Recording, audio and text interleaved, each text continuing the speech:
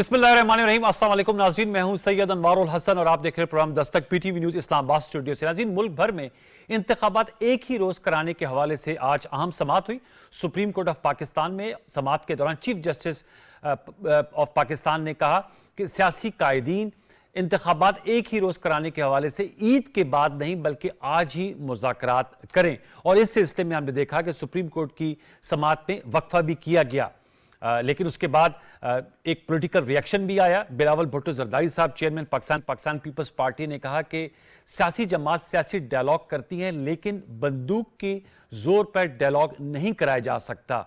मौलाना फजल रहमान जो जमीयत उलमाए पाकिस्तान और पीडीएम के सरबराह हैं, उनका भी बड़ा सख्त रद्द-ए-अमल आया और उन्होंने कहा कि वो इमरान खान साहब के साथ मुज़ाकरात को उनका अहल नहीं समझते और उनके साथ मुज़ाकरात पार्लियामेंट की तौहीन है। और उन्होंने कहा कि सुप्रीम कोर्ट इन्हें सियासत का महवर बनाना चाहती है। आज की समाअत के बाद सुप्रीम कोर्ट की जानिब से 5 सफ़ात पर मबनी तहरीरी हुक्मनामा भी जारी किया गया, जिसमें कहा गया कि चीफ जस्टिस साहब ने मुज़ाकरात में पेशरफ ना होने के सबब पंजाब में 14 मई को होने वाले इंतखाबात को आगे करने की इस्तदा मुस्तरद कर दी। अटॉर्नी जनरल ऑफ पाकिस्तान की उनसे इन चैम्बर मुलाकात हुई, जिसमें इस्तदा की गई थी कि 14 मई को जो पंजाब में सुप्रीम कोर्ट ने इंतखाबात की डेट दी हुई है, इसे आगे कर दिया जाए या मुअत्तल कर दिया जाए। वो ऐसा नहीं किया गया। ये भी कहा गया हुक्मनामे में कि इन्हें बताया गया कि 26 अप्रैल को सियासी कायदीन जमातों की मुलाकात तय है और 27 अप्रैल को इस सिलसिले में होने वाली पेशरफ से सुप्रीम कोर्ट को आगाह किया जाएगा। वाज़ेह है कि सुप्रीम कोर्ट ऑफ पाकिस्तान ने 3 रुकनी बेंच ने 27 अप्रैल को पंजाब में इलेक्शंस के हवाले से फंड्स की फरहमी का भी हुकूमत पाकिस्तान को कहा हुआ है और उसकी जो कंप्लायंस रिपोर्ट है वो भी 27 अप्रैल ही को पेश करने का हुक्म दिया गया है। ये बड़ा आम मामला है, आम समाअत है, इस पर हम गुफ्तगू करेंगे और इस हवाले से जानेंगे कि अब ये जो मामला सुप्रीम कोर्ट में है और एक ही रोज इंतखाबात कराने की बात हो रही है, तो क्या ईद के बाद ही सही सियासी जमातों के दरमियान डायलॉग होते हैं, क्या वो कामयाब हो पाएंगे? It's $1 million question. इस पर गुफ्तगू करेंगे। इसके अलावा आज इस्लामाबाद पाकिस्तान टेलीविजन इस्लामाबाद सेंटर में एक बड़ी जबरदस्त तकरीब हुई जिसका इनेकाद किया गया और वो थी कॉन्स्टिट्यूशन मोबाइल ऐप। वज़ीर आज़म पाकिस्तान मोहम्मद शहबाज शरीफ साहब ने आइन मोबाइल ऐप का आज इजरा कर दिया, इफ्तिताह कर दिया। इस मौके पर उन्होंने खिताब किया और उन्होंने कहा कि इस ऐप के जरिए, यानी कि मोबाइल ऐप के जरिए, आप हर शहरी को, हर शख्स को आईन पाकिस्तान पढ़ने का, उस तक रसाई का एक बड़ा आसान जरिया मुहैया कर दिया जाएगा। और ये जो तकरीब है, चूंकि हम गोल्डन जुबली बना रहे हैं दस्तूर पाकिस्तान की, उसी सिलसिले की कड़ी है। और इस हवाले से उन्होंने तकरीर में यह भी कहा कि सुप्रीम कोर्ट ऑफ पाकिस्तान को आइन की तशरीह कर सकती है, उसका हक हासिल है, लेकिन रीराइट नहीं कर सकती। तो हमने कहा यह भी हम आपके सामने जो आज की अहम तकरीब हुई पीटीवी इस्लामाबाद सेंटर में, उस वाले से आपको आगाह करते चलें। और साथ में चूंकि माह रमज़ान है तो ये भी बताते चलें कि रुयत हिलाल कमेटी का इजलास हुआ और कल भी इंशाअल्लाह 30 है तो पाकिस्तान में जो है अहले ईमान वाले रोज़ा रखेंगे और इंशाअल्लाह सैटरडे को हम ईद उल फितर मनाएंगे पूरे जोश और जज्बे के साथ। जो मौजूद मेहमान शख्सियत आज के प्रोग्राम में हमारे साथ शरीक गुफ्तगू हैं, उनका तारुफ हमसे करा देते हमें बहुत खुशी है। We are honoured to have with us chairman Pakistan Bar Council Hasan Raza Pasha साहब। बहुत शुक्रिया पाशा साहब कि आपने प्रोग्राम 10 तक लिए वक्त निकाला। हमारे साथ मौजूद हैं राना एहसान अफजल खान साहब, रहनुमा है मुस्लिम लीग नवाज के स्काइप वीडियो लिंक पे, आपका बहुत शुक्रिया। हमारे साथ हैं अमजद अली खान न्याजी साहब, रहनुमा है पाकिस्तान तहरीक इंसाफ के स्काइप वीडियो लिंक पे हमारे साथ मौजूद हैं, आपका बहुत शुक्रिया। हमारे साथ मौजूद हैं जुल्फिकार बदर साहब, पाकिस्तान पीपल्स पार्टी के रहनुमा है, चेयरमैन पीपल्स पार्टी के तर्जुमान है जुल्फिकार बदर साहब, आपका भी बहुत शुक्रिया। चारों मौजूद मेहमानों को फॉर्मो वेलकम। मैं आप गुफ्तगू का आगाज चेयरमैन पाकिस्तान बार काउंसिल से करूंगा, हसन रजा पाशा साहब। पाशा साहब बताइएगा, अब तो सुप्रीम कोर्ट ने, चीफ जस्टिस साहब ने आज कहा है और ये उन्होंने कल की समाअत में भी कहा था कि अगर सियासी कायदीन मानते हैं कि एक ही तारीख पे तमाम मुल्क में इंतखाबात हों, उस सूरत में गुंजाइश निकाली जा सकती है, क्योंकि ऑलरेडी उनका एकाम है, हुक्म है 14 मई को पंजाब में इलेक्शन का होना। अब सर जो रिएक्शन आया है पॉलिटिकल पार्टीज के कायदीन का, बिलावल भुट्टो साहब जो कोशिश भी कर रहे हैं, वो कह रहे हैं कि बंदूक की नोक पे जो है वो नहीं करवा सकते। और मौलाना फजल रहमान साहब ने तो कहा है कि वो तो अगर इमरान खान साहब से मुज़ाकरात हुए पार्लियामेंट की तौहीन है। तो ऐसे सिलसिले में आप ईद के बाद आपको क्या लगता है, और जो सुप्रीम कोर्ट का किरदार है इसमें, उसको आप किस तरह देखते हैं कि सुप्रीम कोर्ट ने, वैसे तो चीफ जस्टिस साहब को आज फिर इस्तदा की गई अटॉर्नी जनरल साहब की जानिब से कि आप डेट आगे कर दें या इस फैसले को मुअत्तल कर दें, उनका वो नहीं हो सकता। एक तरफ सुप्रीम कोर्ट ने वो फैसला भी बरकरार रखा है, दूसरी तरफ टाइमलाइन भी दिया कि इन तारीखों तक मुज़ाकरात तय कर लें और नतीजे पर आए। देखें, क्या ये अच्छा होता कि जब पिछली प्रोसीडिंग्स, जब 30 अप्रैल की डेट अनाउंस करने से पहले की जो प्रोसीडिंग्स थी जी उनमें ये पॉलिटिकल क़यादत को इकट्ठा बैठने का कहा जाता। आल दो उन्होंने एक हियरिंग में ये कहा था, जो बल्कि जो लास्ट डे थी, कि जो आप बैठ के अभी भी फैसला करते हैं तो हमें बता दें, हम दो या 3 बजे फिर रिज्यूम करेंगे। लेकिन वो जब वापस आए तो उन्होंने इस चीज़ का कोई नहीं कहा और वो एक फैसला सुना तो ये दिया। 2-3 घंटे में क्या इतने तो मुख्तलिफ ख्याल इतना मुमकिन आप नहीं समझते है। हैं कि मौलाना फजल रहमान साहब और इमरान खान साहब एक टेबल पे बैठ जाएंगे 2 घंटे में? अभी आप देखें कि इस वक्त भी मैं समझता हूं कि इतने बड़े कैनवस पे जब आप तमाम पॉलिटिकल पार्टीज को इकट्ठा बैठने की बात कर रहे हैं तो आप टाइम दे रहे हैं सिर्फ 3 घंटे का, जी यानी 4 बजे आप बताएं 3 या 3.5 घंटे था। तो उसमें भी मुझे नहीं लग रहा था कि कोई ब्रेक थ्रू होगा। और वही हुआ कि हमारी इतला के मुताबिक कोई इनका पीडीएम का या पीटीआई का आपस में कोई राब्ता ऐसा सच नहीं हुआ, ना वो बैठे ना किसी ने कोई बात की।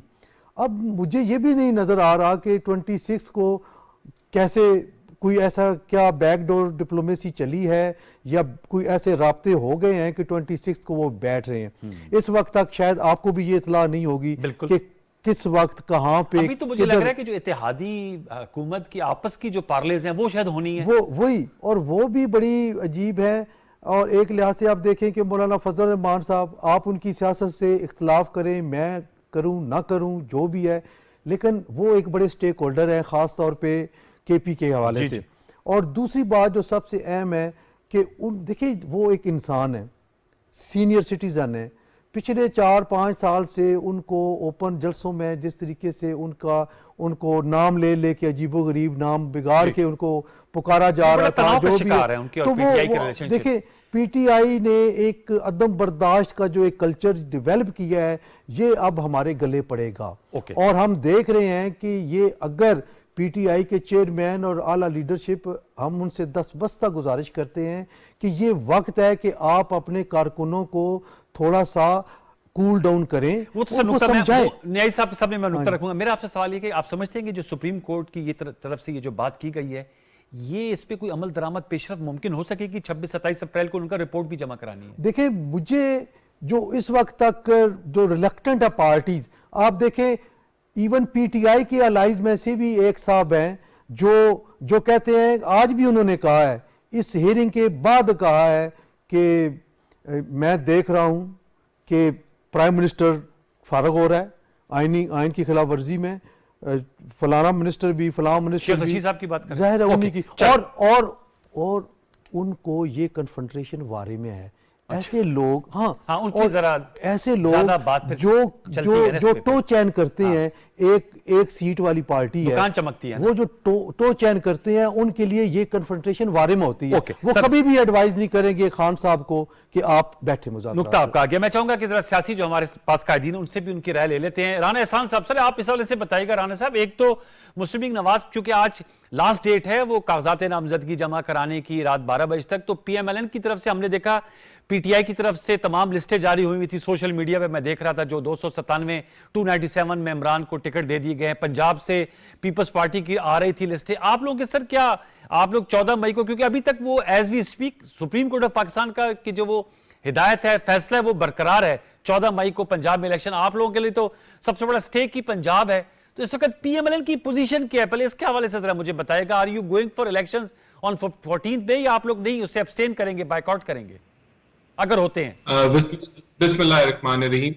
देखिए, हमारी पार्टी ने टिकट्स नहीं इशू किए और जो कैंडिडेट्स हैं उन्होंने अपने कागजात जरूर जमा कराए, लेकिन आज पार्टी सिंबल्स अलॉट होने का आखिरी दिन था और हमने जो है पार्टी ने टिकट्स नहीं इशू किए, जिसका ये मतलब है कि हम इस स्केड्यूल को नहीं मानते और हम 14 मई के इलेक्शन को नहीं मानते। उसकी वजूहात बड़ी क्लियर है कि 4-3 का फैसला, जस्टिस काजी फायज ईसा का फैसला कि सुओ मोटो की जो मामलात हैं उनको होल्ड कर दिया जाए, तो ये पूरी जो कार्रवाई है इसको हम तस्लीम नहीं करते। और इसी बुनियाद के ऊपर जहां इलेक्शन के लिए हमारी तैयारी है, हमारे कैंडिडेट्स ने अप्लाई जरूर किया हुआ है, उनके कागजात जमा है, एक हल्के से 7-7, 8-8 कैंडिडेट्स के कागज जमा है, लेकिन पार्टी टिकट्स अलॉट नहीं हुए। तो बिल्कुल इसका यही मतलब है कि हम इस स्केड्यूल का हिस्सा जो है वो नहीं बन रहे आप। ठीक है, ये तो आपका आ गया कि पीएमएलएन इसका स्केड्यूल का हिस्सा नहीं है। मैं जल्दी से क्विक जुल्फिकार बदर साहब से ले लूं, फिर न्याई साहब आपके, चूंकि आज बिलावल भुट्टो जरदारी साहब ने प्रेस कॉन्फ्रेंस भी की है। जुल्फिकार बदर साहब, हमने देखा बिलावल भुट्टो जरदारी साहब कल तो डीआई खान गए, उन्होंने मौलाना फजल रहमान साहब से गुफ्तगू की, फिर ट्विटर पर उन्होंने ट्वीट भी किया कि इंशाल्लाह जो इत्तेहादी हुकूमत की जमातें हैं उनमें पीपल्स पार्टी जो कलीदी किरदार अदा कर रही है कि हमें पीटीआई से इंगेज करना चाहिए, हमें बातचीत करनी चाहिए। और उसको आज सराहा भी जब सुप्रीम कोर्ट में समाअत हुई चीफ जस्टिस साहब ने, लेकिन जब वो 2-3 घंटे का वक्फा दिया उसके बाद आज जो प्रेस कॉन्फ्रेंस की तो बिलावल साहब ने कहा कि बंदूक की जोर पर मुज़ाकरात नहीं किए जा सकते और सियासी जमातें जो हैं वो डायलॉग करेंगी, लेकिन जो टाइम लाइन है उस पर इतराज उठाया है। मैं जानना चाहूंगा पीपल्स पार्टी, अब आप समझते हैं कि 27 को जब रिपोर्ट जमा होगी इत्तेहादी जमातें किसी एक नुक्ते पे इकट्ठी हो जाएगी? क्योंकि फजल रहमान साहब ने तो बड़ी हार्ड टोन इख्तियार कर ली है, वो तो कह रहे हैं वो तो इस डायलॉग प्रोसेस कैसा नहीं बनेंगे जो आज की उनकी प्रेस कॉन्फ्रेंस है। बिस्मिल्लाहिर्रहमानिर्रहीम, बहुत शुक्रिया आपने अपने प्रोग्राम में बुलाया। देखिए, बिलावल भुट्टो जरदारी साहब पहले दिन से क्लियर है, वो इस चीज पे बिलीव करते हैं कि हमें डायलॉग का दरवाजा बंद नहीं करना, हमें डायलॉग जारी रखना है। और इससे जी आपसे आपकी फ्रीजिंग आ गई जी, आपके उसके आपसे दोबारा लौट के आएंगे। मैं अमजद न्याई साहब के पास जाऊंगा। न्याई साहब, सर बताइएगा, पाकिस्तान तहरीक इंसाफ जो है आप समझते हैं कि इस वक्त मौका है, लेकिन उसके लिए एक इनेबलिंग इन्वायरमेंट जो है उसका बनना भी जरूरी है। पीटीआई की अपनी शिकायत हैं, वो कहती है इमरान खान साहब के खिलाफ बहुत से केसेस हैं और पीटीआई के हवाले से भी आप लोगों का कहना है कि आपके बंदों के साथ जो सलूक किया जा रहा है वो ठीक नहीं है और एक माहौल बनना चाहिए। आपसे मैं जानना चाहूंगा, क्या बर्फ पिघल सकती है पाकिस्तान तहरीक इंसाफ और पीडीएम के दरमियान अगर इंतखाबात एक ही रोज कराने पर बातचीत हो? बिस्मिल्लाहिर्रहमानिर्रहीम। अनवार, पहली बात तो यह है कि इससे पहले जब पंजाब और केपीके का केस लगा हुआ था सुप्रीम कोर्ट के अंदर, वहां पे भी हमने कहा था कि हम मज़ाकरात करने और आईनी किरदार अदा करने के लिए पार्लियामेंट में हमें बैठने में कोई इतराज नहीं है। उसके बाद खान साहब ने इलेक्शन प्रोसेस के हवाले से, साफ और शफाफ के इलेक्शन के हवाले से भी कहा था कि हम मज़ाकरात करेंगे और मज़ाकरात के हवाले से कभी भी पार्टियां अपने दरवाजे बंद नहीं करते। लेकिन खुद पीडीएम की जमातें जो है ना, उनका कंडक्ट या एटीट्यूड आप देखें कि आज हमारे हजारों कारकुन जेलों में पड़े हैं और हमारे ऊपर, हमारे लीडर्स के ऊपर जो पर्चे किए जा रहे हैं, उनको पाबंद सलासिल किया जाता है, जुल्म और ज्यादती की जा रही है और ऐसे ऐसे केस निकाल के लाए जाते हैं कि एक केस से आपको जमानत मिलती है, दूसरे केस में आपको जेआईटी बुला लेती है, कभी किसको बुलाया जाता है कभी किसी को। तो ये चीजें जो है वो अनएक्सेप्टेबल है कि कभी हमें बंदूक की नोक पे तो नहीं हमसे कोई चीज मनवाई जा सकती या हमें पीछे हटाया जा सकता। बात एक बड़ी सीधी है। सुप्रीम कोर्ट ने इससे पहले जब केस लगा हुआ था तो तमाम जमातों ने, आपको याद होगा कि प्रेस रिलीज आई थी और तमाम टीवी चैनल्स ने उसको हाईलाइट भी किया था नेशनल हुक्म पे कि पीडी काबीना जो है या हुकूमत जो है वो बाइकआउट करेगी सुप्रीम कोर्ट के अंदर। और फिर दूसरे दिन वो सुबह जब केस प्लीड करने लगे तो चीफ जस्टिस ने उनको अपने अंदर क्लैरिटी लाने की बात की थी कि क्या आप हमारी प्रोसीडिंग्स को ज्वाइन करना चाहते हैं या नहीं। उसके ऊपर भी कोई जवाब नहीं दे उसमें जवाब आया था के लिए माजरत, उसमें कहा था कि अदम एतमाद का इजहार किया, बाइकआउट का नहीं कहा था सर। एक ही बात, लेकिन उन्होंने अपना स्टांस बदला ना। लेकिन आज फिर सुप्रीम कोर्ट ने एक किस्म का दोबारा इनको रिलीफ दिया। अच्छा। और कल केस की, हालांकि फैसला वो कह चुके हैं कि हम अपना फैसला दे चुके हैं, इसमें कोई तरमीम इफ एंड बट्स नहीं हो सकता। लेकिन अगर जमातें जो है वो अगर मज़ाकरात की टेबल पे आती हैं, और हम भी कह चुके हैं कि हमें क्या चीज जो है वो सूट करेगी। हम कह रहे हैं कि कानून और कायदे के अंदर रहते हुए हम मुज़ाकरात जरूर करेंगे। ठीक है। लेकिन आज हमें कहा जा रहा है कि आप केपीके के इलेक्शन और पंजाब से आप पीछे हट जाएं, लेकिन क्या हमें सिंध, बलूचिस्तान और नेशनल असेंबली के स्टेटस से मतलब कोई उसके बारे में नहीं बताया जा रहा कि उसका ये क्या करना चाहते हैं, कि क्या वो डिसॉल्व करना चाह रहे हैं, नहीं करना चाह रहे, डेट देना चाह रहे, नहीं देना चाह रहे। ये क्लैरिटी उनके अपने अंदर नहीं है। फिर देखें कि वो कभी कहते हैं कि जी हम मजाकरात, पीडीएम की जमातें, ये पीपल्स पार्टी की मजाकरात हम पीटीआई के साथ करने चाहिए, लेकिन वो खुद पहले अपने अंदर तो क्लैरिटी लाए ना सब नुक्ता आ कि गया। क्या न्याय वो साहब आ गया। मजाकरात करना चाह रहे हैं, नहीं करना चाह ठीक रहे है। हैं। हमने कभी नहीं कहा। हम हमेशा ये कहते हैं कि इलेक्शन जब भी आता है वो एक मसाइल लेके आता है कि जी इलेक्शन के बाद हर जमात कहती है कि ठीक। मेरे साथ धांधली हो गई, मेरे साथ इंसाफ नहीं हो सका। तो हम तो पहले दिन से कह रहे हैं कि इस पाकिस्तान के अंदर अगर आपने पाकिस्तान जो सियासी इस्तेकाम लेना है तो उसके लिए एक साफ और शफाफ Fair enough, इलेक्शन का राह हमवार करनी बड़ी जरूरी है। नहीं साहब, आपका अगर आप नुक्ता आ इससे गया। डिविएट करेंगे तो कभी भी आप वो रास्ता नहीं इख्तियार कर सकते जो आज वक्त की जरूरत है। ठीक है सर। इस्तेकाम आएगा तो इकोनॉमी आएगी, ठीक है। इस्तेकाम आएगा तो यानी कि पार्लियामेंट सावरन होगी तो फैसले हो सकते हैं। Point taken, अगर सर। एक हंग पार्लियामेंट वजूद में आएगी या इफ एंड बट्स लगा हुआ जिस पार्लियामेंट के आगे, तो वो क्या फैसले कर सर, आपका सकेगी? नुक्ता आ गया, शुक्रिया। मैं दोबारा लौट के आऊंगा। मैं चाहूंगा हसन रजा, ये भी बड़ी बहस चली, चूंकि आप तो पाकिस्तान की जो एपेक्स बॉडी है लॉयर्स की, पाकिस्तान बार काउंसिल के माशाल्लाह चेयरमैन है एग्जीक्यूटिव कमेटी के, ये जो सुप्रीम कोर्ट ने सर कहा है कि 90 दिन के अंदर, और तमाम जज साहबान का भी राय और आइन में भी है कि आप 90 दिन के अंदर इलेक्शन कराएंगे अगर असम्बली कबल अज वक्त तहलील हो जाती है। अब जाहिर बात है जो 90 दिन का जो बैरियर है साइकोलॉजिकल, वो तो गुजर गया है, जो आईनी मुद्दत है। वैसे भी जो 14 मई है वो 90 दिन से आगे ही है। सुप्रीम कोर्ट के चीफ जस्टिस साहब ने आज भी कहा कि जो फैसला है 14 मई का वो बरकरार रहेगा, उसमें रद्दोबदल नहीं हो सकता। हाँ, अगर आप लोग एक दिन पे मुत्तफिक होते तो गुंजाइश निकाली जा सकती है। इस पर बड़ी डिबेट हो रही है कानूनी हलकों में, क्या जब फैसला अटल है तो फिर गुंजाइश भी निकाली जा सकती है? देखें, बात यह है कि आइन में बिल्कुल वाज़े तौर पे है कि 90 दिन के अंदर अंदर इलेक्शन होने हैं। इसमें अगर आप थोड़ा सा पीछे जाएं तो जब ये पिटीशन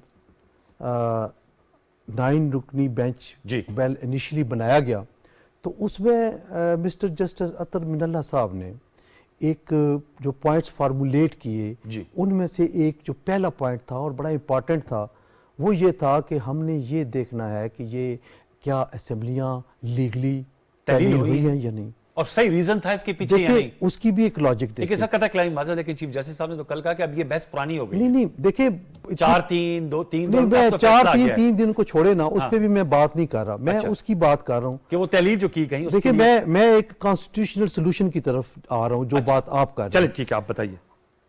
वो एक question for determination of this matter बड़ा इंपॉर्टेंट क्वेश्चन था।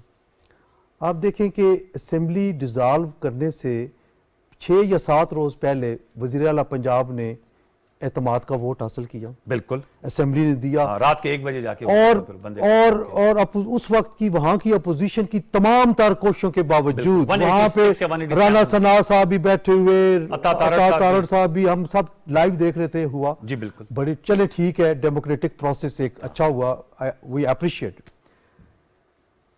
6-7वें रोज हमने देखा कि एक पेपर, वाइट पेपर जनाब चेयरमैन साहब इमरान खान साहब की पॉकेट में पड़ा, वो दिखा रहे हैं कि ये आ गया जनाब तहलील करने वाला, एडवाइस आ गई सीएम की। और सीएम इन बिटवीन उन्होंने प्रेस को कहा, मीडिया को कहा कि मैं नहीं तोड़ना चाहता, ये बात आ गई थी। खैर वो इमरान साहब की खुशनुदी के लिए वो असेंबली डिसॉल्व कर दी। अब सर उसका आप क्या? अब मैं बता रहा हूँ, आइन में एक पहले प्रोविजन थी 58(2)B जी, सदर साहब, राइट और रॉन्ग, सदर साहब को इख्तियार था कि वो असेंबलियां तोड़ सकते थे, और उन्होंने बगैर किसी वजह से भी तोड़ी और किसी वजह के साथ करप्शन के चार्जेस के तहत भी तोड़ी। ठीक है, तो आप कह रहे हैं लेकिन हुआ क्या कि जब वो मामला सुप्रीम कोर्ट में आया तो वो बहाल भी हो गई। कॉन्स्टिट्यूशनल प्रोविजन थी 58(2)B। मैं वही आ रहा हूँ उसी नुक्ते पे, बहाल हो सकती है। मैं बताऊं, तो इलेक्शन का हुक्म है। मेरी अर्ज तो सुनिए, मेरी अर्ज, अगर उस क्वेश्चन को देखें जो मिस्टर जस्टिस अतर मिनल्ला साहब ने रेज किया था, दैट इज स्टिल अवेलेबल। आप देखें क्या is it doable, the question yes it is, अगर करना हो तो। इसी तरह जैसे ये देखिए अनहोनी कैसे हो गई, अनहोनी क्या हो गई कि इन्होंने इस्तीफे दिए कौमी असेंबली में, वो पहले मंजूर नहीं हो रहे थे, बाहर एजिटेशन किया इन्होंने कहा जी हम कर रहे हैं, स्पीकर साहब ने कहा जी आप 1 by 1 आए, नहीं आए, स्पीकर साहब ने फिर मंजूर कर लिए, कोर्ट में चले गए, कोर्ट में जाके कोर्ट से स्टे ले लिया, क्या अभी भी तो वो आ सकते हैं न्यायी साहब आइन के सामने अमेंडमेंट जो के कह रहे लिए। हैं कि मैं अभी भी और मैं न्याजी साहब की बात को आगे बढ़ाऊंगा। सर मैं बदर साहब का जाना, चलिए, उनकी थोड़ी सी ठीक है। फ्रीजिंग आ गई थी, बदर साहब से माजरत क्योंकि उनकी कर ले, बात कर ले। बिल्कुल बीच में से रह गई थी। बदर साहब ये बता दीजिएगा आपकी सर माजरत क्योंकि आपकी तरफ से वैसे स्टेकिंग आई थी, फ्रीजिंग आई थी, अपनी बात मुकम्मल कीजिएगा। और दूसरा अमजद न्यायी साहब कह रहे हैं क्लैरिटी नहीं है कि आप बातचीत करना चाहते हैं या नहीं करना चाहते, वो क्लैरिटी है पीडीएम में, पीपल्स पार्टी में सर मुज़ाकरात के हवाले से? बहुत शुक्रिया अनवार साहब। देखिए, मैं उस टाइम ये बात कर रहा था कि पाकिस्तान पीपल्स पार्टी की लीडरशिप ने, बिलावल भुट्टो जरदारी साहब ने एक 3 रुकनी कमेटी बनाई थी ताकि पीडीएम के अंदर जी। जितनी भी इत्तेहादी हैं उनके साथ बैठ के मामलात को तय किया जाए और उनको आए कायल करके आमादा किया जाए कि मुज़ाकरात का दरवाजा बंद नहीं करना और वो सारे इकट्ठे हों। ये तो अब हम हो गए कि पीडीएम के अंदर बिलावल साहब करना चाह रहे थे।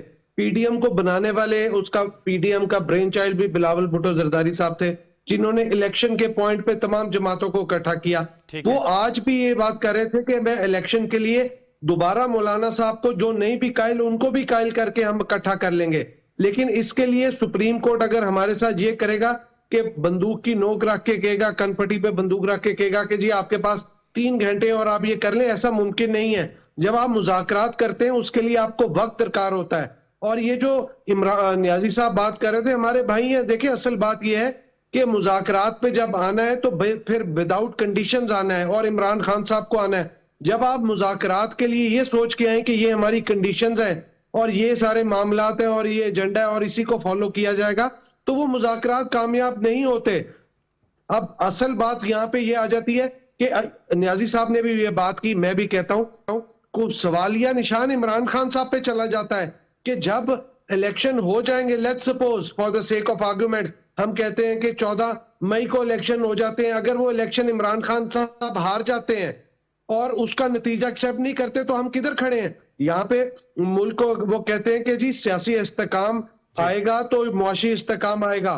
तो जब सवालिया निशान आ जाता है कि जब उन्होंने अपने नतीजों को एक्सेप्ट नहीं करना और फिर पॉइंट 0 पे जाके खड़ा हो जाना है और यही धक्कम पेल और यही दींगा मुश्ती शुरू हो जानी है, तो फिर हमारे पास हल क्या है? हल ये जो चीफ जस्टिस साहब ने ये शुरू में ही फुल बेंच बना के कर देते तो बेहतर था, लेकिन उसके बाद जब सुओ मोटो लिया तभी तमाम पॉलिटिकल पार्टीज की लीडरशिप को ये कह दिया जाता। एक छोटा सा वक्फा ले लेते हैं, वक्फे के बाद आना एहसान अफजल साहब के पास जाएंगे। अब जब न्यायी साहब, हसन रज़ा पाशा साहब, जुल्फ़िकार बदर साहब हमारे साथ मौजूद है। अहम समात है। अब मामला वैसे तो ईद के बाद चला गया है, क्या सवाल यही है कि 26 अप्रैल को मुलाकात होगी, और मुलाकात अगर होगी तो बर्फ पिघलेगी, और क्या हम एक ही दिन तमाम इंतखाबात, एक ही रोज तमाम मुल्क में इंतखाबात की तरफ बढ़ रहे हैं, या जैसे सुप्रीम कोर्ट ऑर्डर है 14 मई में पंजाब में और केपी का भी आना है, वो 4 मई को पेशावर हाई कोर्ट ने कहा वो फैसला देंगे, या सूरत वहां पर रहेगी? सब कुछ जानेंगे ब्रेक के बाद। वक्फा ले लीजिए।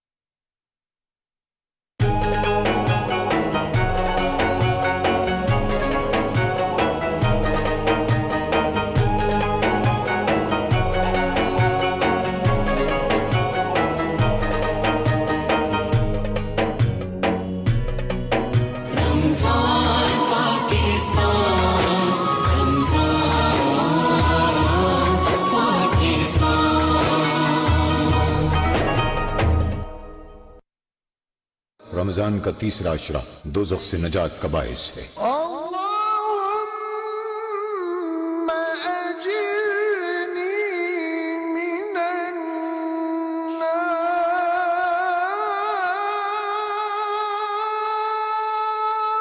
ऐ अल्लाह, मुझे आग से पनाह में रखना।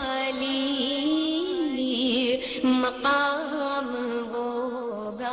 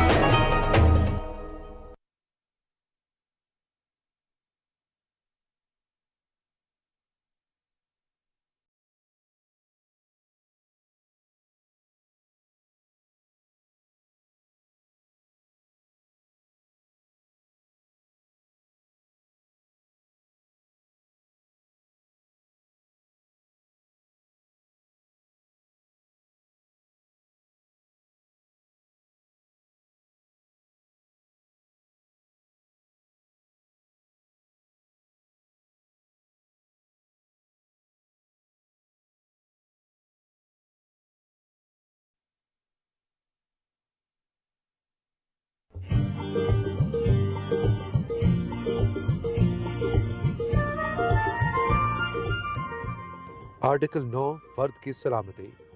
किसी शख्स को जिंदगी या आज़ादी से महरूम नहीं किया जाएगा सिवाय जबकि कानून इसकी इजाजत दे।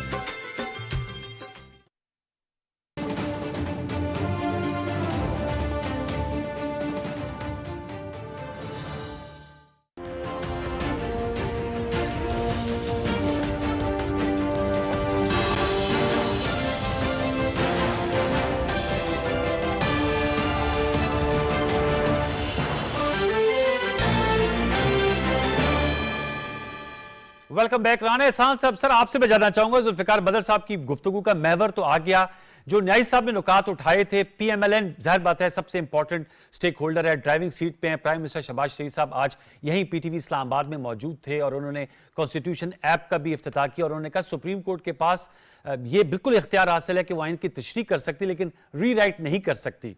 लेकिन सर एज वी स्पीक मामला भी है कि सुप्रीम कोर्ट का एक फैसला है और आज आप लोग ख्वाजा साद रफीक साहब मौजूद थे, वजीर कानून आज़म नज़ीर तारड़ साहब थे, वजीर आज़म के मामले खसूसी अता तारड़ साहब सुप्रीम कोर्ट में मौजूद थे और ख्वाजा साद रफीक साहब ने कहा कि आइन की इज्जत होनी चाहिए, पार्लियामेंट की, अदालत की। अब सर बताइएगा, मुशावरत हो रही है, बातचीत हो रही है, मैं आपसे जानना चाहूंगा पीटीआई से मुशावरत के वाले से पीपल्स पार्टी तो क्लियर है, वो कहते हैं हम बातचीत के लिए तैयार हैं, पीएमएलएन भी बातचीत के लिए तैयार है, आप लोग भी चाहते हैं कि मामला सियासी तौर पर हल हो जाए? देखिए सबसे पहले तो एक चीज को मैं जरूर मेंशन करना चाहूंगा। आपने कहा कि आज जस्टिस ने कहा कि ये बहस पुरानी हो गई है, हमें आगे बढ़ना चाहिए। चीफ जस्टिस, लेकिन बड़ा आसान है ये कहना कि ये बहस जो है वो पुरानी हो गई है। ये सारा मसला आज जहां खड़ा हुआ है ना, ये एक आइन की तशरीह जो 63A की तशरीह की गई उसकी वजह से खड़ा हुआ है। अगर 63A की रीराइटिंग ऑफ कॉन्स्टिट्यूशन ना होती, उसका रिव्यू सुन लिया जाता दोबारा और आइन के मुताबिक जो है वो तशरीह कर दी जाती, तो ये आज इस हम डिलेमा में ही ना होते। ये जो प्रॉब्लम आज खड़ी हुई है ये एग्जिस्ट ही ना करता। लेकिन चलें, इस चीज का जो है हम ये कह के आगे नहीं बढ़ सकते कि बहस पुरानी होगी। हमें याद रखना होगा कि ये मसले की जड़ शुरू कहां से हुई और इसको किसने क्रिएट किया। देखिए, जहां तक बातचीत की बात है, देखिए बातचीत तो आज ख्वाजा साद रफीक ने भी कहा कि हम तो जमहूरी लोग हैं, बातचीत में बिलीव करते हैं, बातचीत होनी चाहिए। लेकिन इधर मैं ये जरूर कहूंगा कि जो सुप्रीम कोर्ट का ये कहना कि आप एक फरीक को मना लें जिसका नाम पीटीआई है तो ये डेट चेंज हो जाएगी, और अगर वो फरीक नहीं मानता तो फिर 14 मई को जो है वो इलेक्शन है, ये बड़ी हैरानकुन सी बात है। ये हजम नहीं होती, समझ नहीं आती कि ये क्या इसके अंदर मंतक और लॉजिक है। ये नहीं कहा चीफ जस्टिस साहब, सर चीफ जस्टिस साहब ने कहा ये उनका फैसला है 3 रुकनी बेंच का 14 मई के इलेक्शंस का, और उनका 90 दिन में इंतखाबात होने हैं ना। पीटीआई का मेरे ख्याल में जिक्र नहीं किया, तो गुजर गया ना, वो कहानी पुरानी हो गई। लेकिन चीफ जस्टिस साहब ये कह रहे हैं ना कि आप इस फरीक को आपस में, कौन सा फरीक नहीं माना हुआ? 8 अक्टूबर पे सारे माने हुए हैं, एक फरीक पीटीआई है जो नहीं माना हुआ, तो कहते हैं उसको मना ले तो फिर डेट चेंज हो जाएगी। लेकिन वरना नहीं माना तो फिर 14 जो है वो मई की जो है वो डेट रहेगी। ये मैं कह रहा हूं, ये हजम नहीं होती बात। लेकिन जब आप 63A की तशरीह देखते हैं, आप और मामला देखते हैं जिस तरीके से बेंच बनाए गए, फिर हजम हो जाती है, फिर समझ आ जाती है मामला के ये क्या जो है वो सारी सूरत हाल है। एक बात है, देखें जो सवाल बहुत ज्यादा उठाया जाता है ना कि क्या गारंटी है कि इलेक्शन 8 अक्टूबर को भी आप करा लें जी, इस बातचीत से वो गारंटी निकल आती। मेरे ख्याल से अगर ये स्टेक होल्डर्स बातचीत के 8 अक्टूबर की डेट तय कर लें और सारे उस पर एग्री कर लें, तो ये जो सवाल जो कि क्या गारंटी है कि अक्टूबर में भी इलेक्शन होंगे, उस सवाल का जवाब निकल आता। तो मैं समझता हूं कि अगर बातचीत होती है तो ये इस चीज का तयन हो जाएगा कि अक्टूबर में इंशाल्लाह ताला जरूर इलेक्शन होंगे, इस चीज की गारंटी। अच्छा, अमजद न्याई साहब, सर आपसे मैं जानना, उन्होंने तो बात 8 अक्टूबर पे ही अपने पॉइंट पे स्टिक करे राना एहसान साहब, आप सर इस हवाले से बताएगा, राना एहसान साहब ने दौरान गुफ्तगू कहा कि ये बात हजम नहीं होती कि आप लोगों ने, जाहिर बात है असम्बली तोड़ी है, और उसके हवाले से हसन रजा पाशा साहब जो चेयरमैन पाकिस्तान बार काउंसिल है, उन्होंने हवाला दिया जस्टिस अतर मिनल्ला साहब ऑनरेबल जज का, जिन्होंने ये सवाल उठाया था जब इनिशियली ये केस टेकअप हुआ था कि ये भी सवाल होना चाहिए ऑनरेबल बेंच के सामने कि जो असम्बली तोड़ी जाती है उसके पीछे क्या मुहर्रिकात थे, क्या रीजंस थे कि एक इलेक्टेड हाउस को 5 साल मुद्दत से पहले आप लोगों ने तहलील कर दिया? आप तो खुद माशाल्लाह कॉन्स्टिट्यूशनल एक्सपर्ट हैं, मैंने रह चुके हैं और कौमी असम्बली को चेयर भी कर चुके हैं। दूसरा, ये इन्होंने कहा हजम नहीं होती, और फजल रहमान साहब भी, आज मौलाना साहब भी कह रहे थे, और उन्होंने तो बड़ा फ्रंटल अटैक भी किया, और उन्होंने कहा कि इमरान खान साहब और पीटीआई को महवर बनाना चाह रही है सुप्रीम कोर्ट, ये अकॉर्डिंग टू मौलाना फजल रहमान साहब। तो मैं आपसे जानना चाहूंगा, आप इस हवाले से क्या राय रखते हैं? कुछ आप लोग फ्लेक्सिबिलिटी दिखाएंगे या आप लोग भी स्टिक टू देयर पॉइंट है 14 मई जैसे राना साहब के एहसान साहब कह रहे हैं 8 अक्टूबर? अनवार, पहली बात तो यह है कि एहसान छोटा भाई है, जरा इससे पूछें कि 63A की बात करते हैं, लेकिन ये इनको पता होना चाहिए कि क्या लोटों का रास्ता रोकना आज वक्त की जरूरत थी या नहीं थी। आज इन्हें चूंकि कड़वा कड़वा थू थू और मीठा मीठा हाप अप लगता है, क्या इनकी पार्टी के लोग थे जिनको नाअहल किया गया, या जिनके मुतालिक फैसला आया, या जिनके मुतालिक ये कहते हैं कि जी हमें बड़ा नुकसान हुआ?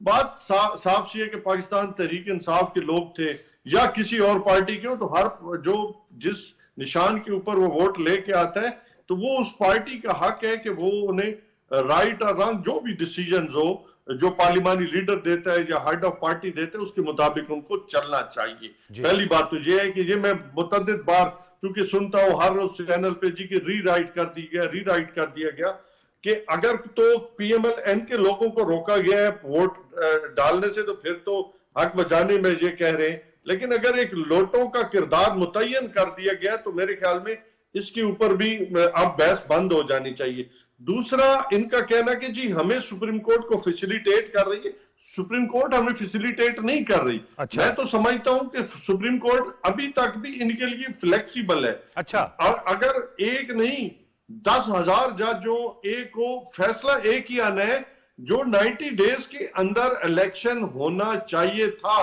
आज अपना मैं समझता हूं, लेकिन वो तो नहीं हो रहा ना न्याजी साहब, अपनी 90 दिन में तो नहीं हो रहा इलेक्शन ना। कमीशन अपना, मेरी बात मुकम्मल होने देना जी प्लीज प्लीज। इलेक्शन कमीशन अपना आईनी किरदार अदा नहीं कर पाया, गवर्नर अपना आईनी किरदार अदा नहीं कर पाए, तो आज ये क्योस, ये आज अदम इस्तेकाम जो पॉलिटिकल है ये बड़ा है उनकी वजह से। अच्छा। और इन अभी पाशा साहब मेरे लिए मोहतरम है, एक बड़े इंस्टीट्यूशंस को ये हेड कर रहे हैं।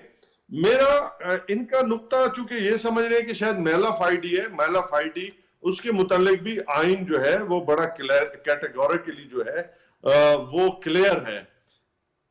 ये अदालती फैसला है, इसके ऊपर किसी ने प्ली किया है या नहीं किया आई डोंट नो, लेकिन अगर पार्टी हेड की हिदायत के मुताबिक असेंबली डिसॉल्व हो गई है, अच्छा। कानून और आइन के मुताबिक 90 दिन के अंदर इलेक्शन होने हैं, ठीक है। आज एप्लीकेशन जो आज कॉन्स्टिट्यूशन के मुतालिक जो है ये मोबाइल जो है ऐप जो है लॉन्च की जा रही है, असल चीज है अमल, अमल से जिंदगी बनती है।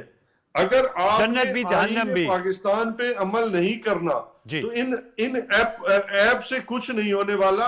अगर आप देखें यूके का पाशा साहब बैठे हैं, वो अनरिटन है, रवायात पे मुश्तमिल है, लेकिन आज भी उसको वो अपने दीन का हिस्सा समझते हुए उस पर अमल करते हैं। सही है। और मतलब उस क्यों आज जमहूरियत उनका हम कहते हैं कि मदर ऑफ जो है वो ऑल डेमोक्रेसीज है दुनिया के अंदर, आपका वो इसलिए कहते हैं कि उनमें एक एथिक्स है, एक अखलाकियात है। यहाँ पे हम अखलाकियात को भी छोड़ चुके हैं, कॉन्स्टिट्यूशन को भी छोड़ चुके हैं, बुनियादी हकूक भी हमारे सलब हो चुके हैं।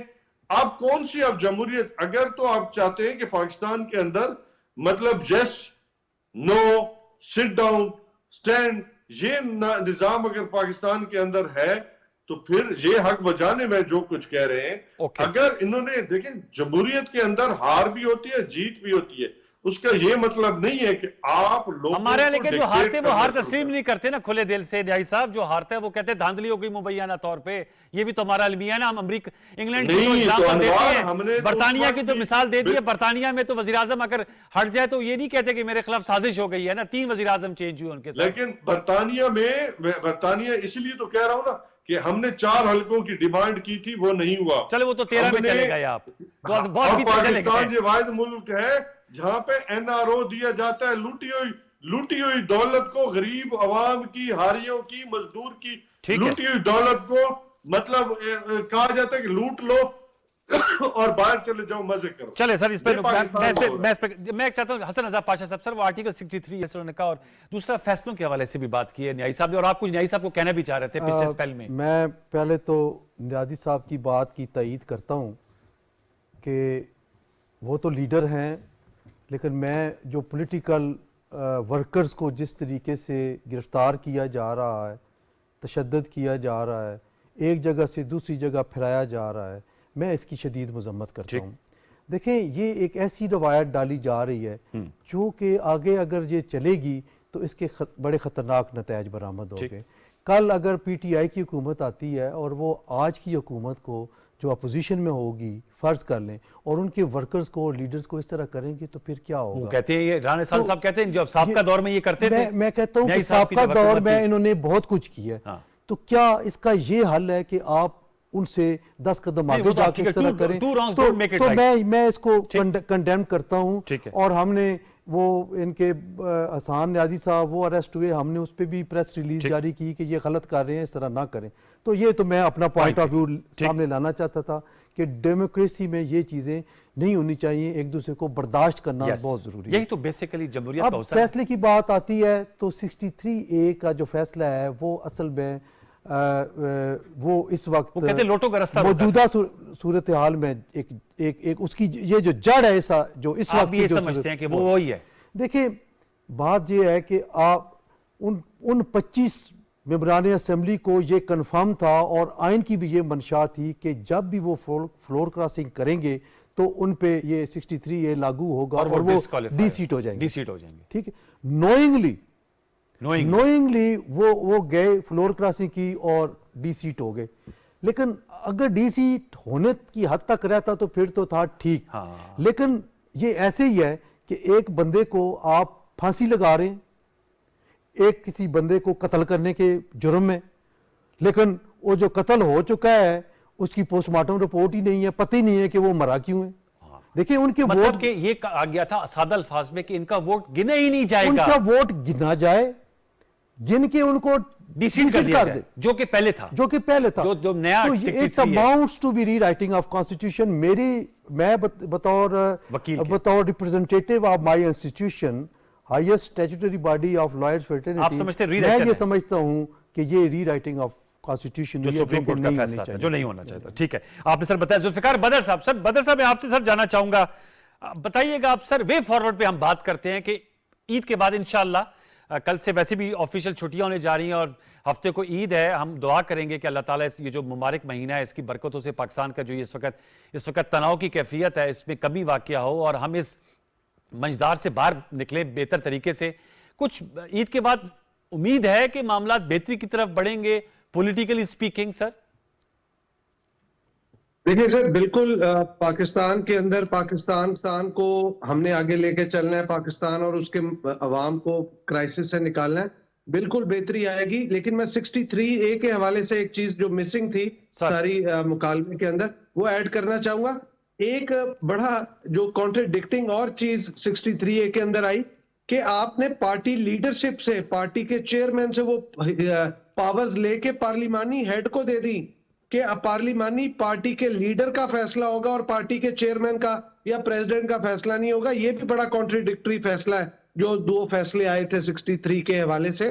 और ये चीज मैं ऐड करना चाहूंगा। देखें, वे फॉरवर्ड जो सारी चीजों का है ना, वो है डायलॉग एंड डायलॉग, और उसके अंदर अनकंडीशनल तौर पे तमाम पॉलिटिकल पार्टीज के हेड्स को, पॉलिटिकल स्टेक होल्डर्स को इकट्ठे बैठ के कंसेंसस के साथ with open mind, open heart ये फैसला करना है कि हमने अगर सिंसियरली पाकिस्तान और पाकिस्तान के अवाम को क्राइसिस से निकालना है तो हमें यकमुश्त होके इकट्ठे बैठ के टेबल पे एक ऐसी लाएमल बनाना है कि ना 8 अक्टूबर हो ना 14 मई हो, अगर कोई बीच का रास्ता निकलता है, डेट आगे पीछे भी हो सकती है, बट उसके लिए ये कि मुल्क के अंदर अगर इलेक्शन एक डेट को होते हैं और जिसपे तमाम पॉलिटिकल पार्टीज यकमुश्त इकट्ठे फैसला कर लेती है, तो मैं समझता हूं कि एक दरमियानी रास्ता निकल सकता है। लेकिन उसके लिए पाकिस्तान पीपल्स पार्टी की लीडरशिप अपना किरदार अदा कर रही है। तमाम पॉलिटिकल पार्टीज के हेड्स को विद इन पीडीएम इकट्ठा कर रही है और चाह रही है कि वो डायलॉग के ऊपर डायलॉग की टेबल पे बैठ के दूसरी पार्टी के साथ मामला करें, और दूसरी पार्टी की तरफ से भी ये अनकंडीशनल आवाज आनी चाहिए कि जब वो टेबल पे आएंगे तो अनकंडीशनल आएंगे, और जो भी चीज तय होगी और जब भी इलेक्शन होंगे उसके बाद इलेक्शन को तस्लीम करेंगे। अगर वो ये चीज कर लेते हैं, टेबल पे आ जाते हैं, तो आपको उनकी नीयत पे शक नहीं होना चाहिए। अगर वो टेबल पे नहीं आते और अपने इलेक्शन के नताइज तस्लीम नहीं करते तो समझ लीजिए कि मेलाफाइडी है, उनकी नीयत में फतूर है और वो नहीं चाहते पाकिस्तान के और पाकिस्तान के अवाम क्राइसिस से बाहर निकले। राना और एहसान आपके सर, जी जी सर, मैं आप अच्छा पॉइंट, तमाम अच्छे नुकात देखने उठाए हैं वालों को आपने। पेश की ईद मुबारक भी करना चाहूंगा। सर आपको भी बहुत बहुत मुबारक हो सर, लेकिन पहले तीसरा रोजा तो रखे ना कल का। मैं राना एहसान साहब, सर आप तो जानना चाहूंगा सर, बहुत अच्छी गुफ्तगू साहब ने भी फ्लेक्सिबिलिटी की भी बात की। आपने 8 अक्टूबर का, न्याई साहब 14 मई कह रहे हैं, उन्होंने कहा दरमियानी रास्ता। सर ये जो सिराजुल हक साहब, चूंकि जमात इस्लामी का भी इसमें आज बड़ा किरदार की बात हुई और वो प्राइम मिनिस्टर शहबाज शरीफ साहब से भी मिले थे, अमीर जमात इस्लामी ऑनरेबल सेनेटर सिराजुल हक साहब, इमरान खान साहब से भी उनकी मुलाकात हुई थी। उन्होंने बड़ी ईद के बाद जुलाई की बात की, जिसमें चीफ जस्टिस साहब ने भी कहा पीएमएलएन के अंदर क्या सेंस पाया जाता है, चूंकि आप उनकी बड़ी कोर में शामिल हैं, टीम में शामिल हैं, आप लोगों के लिए ज्यादा फिजिबल ये है कि अक्टूबर में इलेक्शन हो, मियाद पूरी करे कौमी असम्बली तब हो, क्योंकि सिराजुल हक साहब ने जब बड़ी ईद के बाद की बात की जुलाई की, तो उस पर चीफ जस्टिस साहब ने कहा, और अभी बदर साहब भी कह रहे हैं कि कोई दरमियानी रास्ता हो सकता है। मैंने जरदारी साहब का इंटरव्यू भी सुना था, उन्होंने कहा कि कोई भी डेट हो सकती है, 2 महीने आगे भी हो सकते हैं, 2 महीने पीछे भी हो सकते हैं। पीएमएलएन के बारे में क्या सेंस पाया जाता है? यू आर स्टिकिंग टू 8 अक्टूबर? हमारा तो ख्याल है कि अगर 8 अक्टूबर को इलेक्शन होते हैं तो वो एक अच्छी डेट है, और आईनी मुद्दत जो है वो 3 असेंबलियां अपनी पूरी करेंगी, और क्योंकि 90 दिन तो वैसे ही अब खत्म हो चुके हैं, तो अब इलेक्शन कमीशन ने भी अक्टूबर को ही सजेस्ट किया है कि वो अक्टूबर उसके लिए सूटेबल है। लेकिन बातचीत मुशावरत से जो नतीजा निकलेगा वो जरूर एक कलेक्टिव उसमें विजडम होगा, कंसेंसस बेस्ड होगा, तो वो बेहतर होगा मुल्क के लिए। तो मैं समझता हूं कि जो सवाल मैंने पहले रेस किया था कि आपका एक वो जो कहते थे कि क्या गारंटी है कि बाद में इलेक्शन हो जाएगा, वो भी क्लियर हो जाएगा। दूसरी चीज मैं ये जरूर कहूंगा कि लगता है ऐसा, तासर ऐसा मिलता है कि पंजाब में इलेक्शन कराना की बड़ी जल्दी है सुप्रीम कोर्ट को। अच्छा, तासर ठीक नहीं है। केपीके की वो जल्दी या वो जो कह लें कि एक तेजी जो पाई जाती है पंजाब के मामले में, वो केपीके में नजर नहीं आती। ये बड़ी हैरानकुन सी बात है, ये समझ नहीं आता मामला ये क्या है। और फिर जुलाई का कहना, सजेस्ट करना, तो ये नहीं कि इस टेन्योर के अंदर जो उनका टेन्योर है, चीफ जस्टिस साहब जो है वो चाहते हैं कि किसी तरीके से जो है वो इलेक्शन हो जाए। तो ये मैं वही कहूंगा कि ये सारे मामला जो जल्दबाजी है, जो तेजी है, जो आइन की इम्प्लीमेंटेशन है, 90 दिन के जो रट लगाई हुई थी, वो सारी पंजाब के लिए थी, और वो केपीके में लगता है कि जैसे केपीके पाकिस्तान के आइन का हिस्सा ही नहीं है। तो ये मामलात हैं ये सारी, लेकिन बातचीत में जब आप जाएंगे तो जाहिर सी बात है, इतनी बड़ी बड़ी जमातें, इतना एक्सपीरियंस है सबका, तो मिलके देखते हैं कि क्या फैसला होता है। मुल्क के मफाद में फैसला होना चाहिए, बातचीत ही वो जरिया है।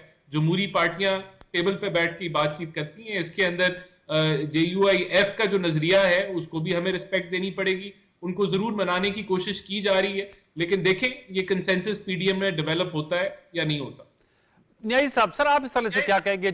बात राना एहसान साहब ने की है कि पंजाब के हवाले से ज्यादा, क्योंकि आर्टिकल 63A की भी जो हम बात कर रहे हैं उसकी एप्लीकेबिलिटी जो है पंजाब असम्बली में जाकर हुई थी, जाकर पर आपके जो मुनर्रिफ अरकीन थे उनके वोट को कंसिडर, तो क्या मतलब वॉइड एब इनिशियो, मतलब वोट उनका अगर डालेंगे भी तो कंसिडर नहीं होगा, जो कि हसन रजा पाशा साहब ने कहा कि वो फिर रीराइटिंग ऑफ द कॉन्स्टिट्यूशन उनको लगा था। लोटों का जो आपने कहा, या जो अपनी लॉयल्टीज चेंज करते हैं उनका रास्ता रोकने के अलावा, वो तो फ्लोर क्रॉसिंग का कानून तो पहले से मौजूद था इसके मुताबिक, लेकिन जब ये कहा गया कि वोट तस्वर ही नहीं होगा, और फिर जुल्फिकार बदर साहब ने कहा कि वो पार्टी हेड से मामला पार्लियामानी लीडर तक भी आ गया था। मैं आपसे जानना चाहूंगा, केपी के हवाले से भी पीटीआई उतनी शिद्दत से ये मामला नहीं उठाती जो राना एहसान साहब कह रहे हैं। खैबर पख्तूनख्वा में आप लोग पेशावर हाईकोर्ट गए हुए हैं, वहां पर कोई ऐसा बयान भी नहीं आता खान साहब का, और 4 मई को पेशावर हाईकोर्ट ने कहा वो फैसला सुनाएंगे, मतलब वो तो 14 मई तो नहीं होगी ना केपी में। तो सर ये पंजाब पे है ऐसा आर्टिकल 63A भी, फिर पंजाब में इंतखाबात, आज बिलावल भुट्टो साहब कहते हैं कि अगर पंजाब के इंतखाब हो गए तो उसका असर पड़ेगा 3 सूबाई असम्बलियों पे। आपका ताल्लुक भी पंजाब से, न्याई साहब? अनवर, केपी का केस जो है वो भी हम पंजाब की तरह लेके लड़ रहे हैं। ऑलरेडी उसकी पिटीशन भी सुप्रीम कोर्ट में हमने दायर की थी, और अभी मुश्ताक गनी साहब जो हमारे स्पीकर हैं वो जी। पेशावर हाई कोर्ट में उस केस को लेके चल रहे हैं। चूंकि अदालत आलिया ने कहा कि इनको अभी आप हाई कोर्ट के अंदर जब मुतल्लिका फोरम के ऊपर आप इसको जो है परसू करें, तो हम उसके मुताबिक वहां पे गए हैं। हमारा नुक्ता नजर तो वही है जो केपीके और पंजाब का सेम है, ठीक। और इससे कोई ये बात नहीं है कि हमको अलग अलग समझते हैं। हमने बड़ी कुर्बानी दी है, दोनों हुकूमतें हमारी थी और मुश्किलात भी हम झेल रहे हैं, और हमें उल्टा इल्जाम भी हम पे डाला जा रहा है कि हमें कोई जल्दी है, जल्दी कुर्बानियां। वैसे सियासी तौर पे न्याय साहब किसी की- समझते हैं असेंबली पहले तहलील करने का फैसला ठीक था बादियों नजर में? न्याय साहब इमरान खान ने फैसला किया, नहीं, मैं लीडर आपसे है। पूछ रहा हूं सर, आपसे आपकी आप मैं- माशाल्लाह खुद मैं साहिब और राय उसके- शख्स है ना, आप मेरी एमएनए बात भी सुने, एमएनए भी रहे हैं ना मेरी बात सुन लेना जी। मुकम्मल होने दे। सर। जब पार्टी हेड एक फैसला कर देते हैं, आप उसके बारे में सोच भी नहीं सकते कि आप उसको अच्छा। गलत या सही के बारे में आप कमेंट्स नहीं करें। फैसला हो जाता है, जब फैसला हो जाता है तो उसके ऊपर आपको स्टैंड करना पड़ता है। कोई आपका कोई जाती फैसला तो होता नहीं, आपने पूरी पार्टी को लेके चलना होता है।